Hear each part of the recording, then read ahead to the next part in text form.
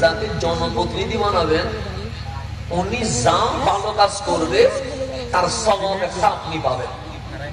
আর উনি যদি গুনাহ করে তার গুনাহও আপনি পাবেন, কারণ আপনি ভোট দিয়ে বানাইছেন। কথা ঠিক না?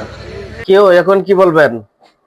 এই কথাটা তো মুফতি আমির হামজা সাহেব বলছিল যে একজন মানুষের যদি আপনি ভালো কাজ করে আর যদি তারা ভোট দিয়ে ক্ষমতা নেন, তাহলে তার দ্বারা যদি মানুষের নামাজি হয়, তাহলে একটা ভোট দিয়ে আপনি 18 কোটি মানুষের নামাজের সব পাবেন। তখন তো অনেক উচ্চ পুরা লাগছিল, অনেক সুন্নি জামাতের বাইরেও বলতো যে আমির হামজা পাগল হয়ে গেছে ক্ষমতা যাওয়ার লাগিয়ে, সে বলে একটা ভোট দিয়ে 18 কোটি মানুষের নামাজের সব পাওয়া যাবে। এখন উনি কি বলছে যে আপনি যদি একজন ভালো ব্যক্তিকে ভোট দেন আর সে যদি ভালো কাজ করে আর সবের কাজ করে, তাহলে আপনিও সবের অংশীদার হবেন।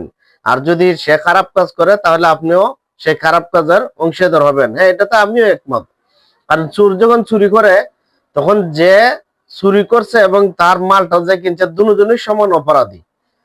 মানে যে কি চুরি করছে আর যে তাপ্পল দিছে, তো এটা যদি বুঝেন ভাই, আপনি যাকে ক্ষমতা দিবেন সে ভালো কাজ করলে এটার সব আপনি পাবেন, আর খারাপ কাজ করলে তার গুনার ভাগীদার আপনি হবেন। এটা বুঝেন না কেন?